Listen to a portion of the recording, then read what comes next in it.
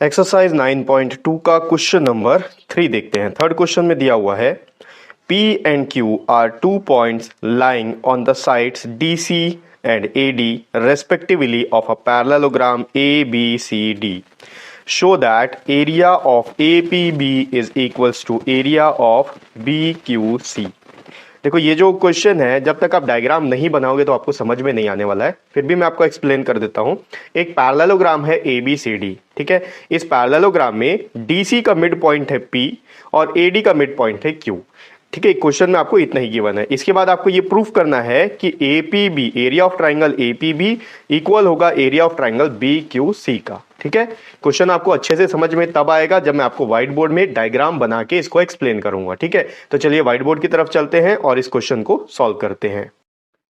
Question में given है कि ABCD एक पैरेललोग्राम है, तो अपन एक पैरेललोग्राम पहले ड्रॉ कर लेते हैं, ठीक है। देखो आपको कोई भी डायग्राम दिया नहीं हुआ है, डायग्राम आपको खुद से ड्रॉ करना है।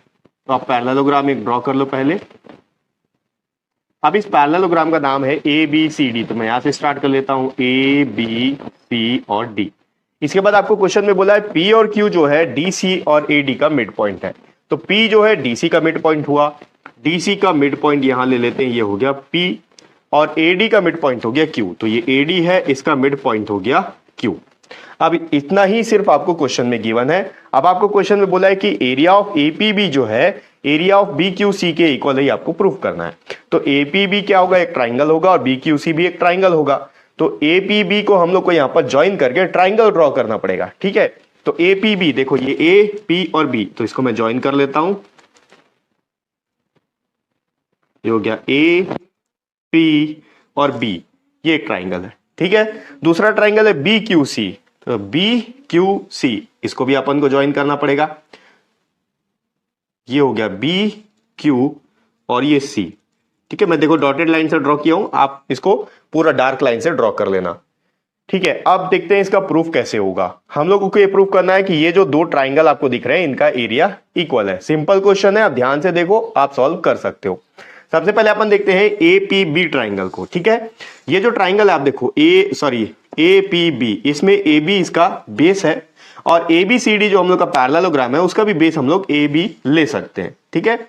अब यहां पर अगर ये पैरेललोग्राम है ABCD, तो AB और DC आपस में पैरेलल भी होगा, ठीक है। तो हम लोग को क्या क्या मिल गया, ये जो ट्राइंगल है और ये पैरेललोग्राम है, इन दोनों का बेस सेम है और दोनों के दोनों सेम पैरेलल लाइन के बीच में आ रहे हैं, ठीक है। तो मैं लिख सकता हूं parallelogram ABCD and triangle APB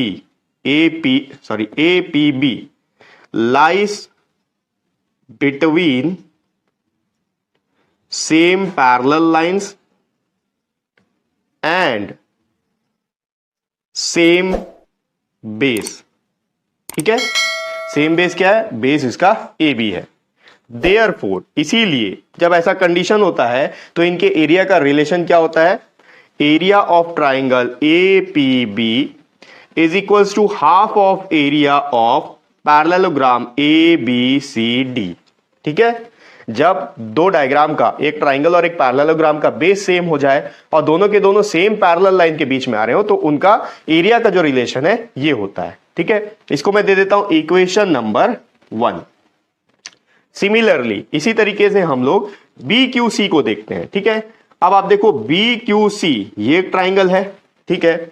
अब BC और AD ये आपस में पैरेलल है, और ABCD एक पैरेललोग्राम ये तो ऑलरेडी गिवन है। तो अब हम लोग क्या करेंगे, BCDA ये पैरेललोग्राम ले लेते हैं और BQC ये ट्राइंगल ले लेते हैं। इन दोनों का बेस हो गया BC और दो पैरेलल लाइंस जो हैं BC और AD है।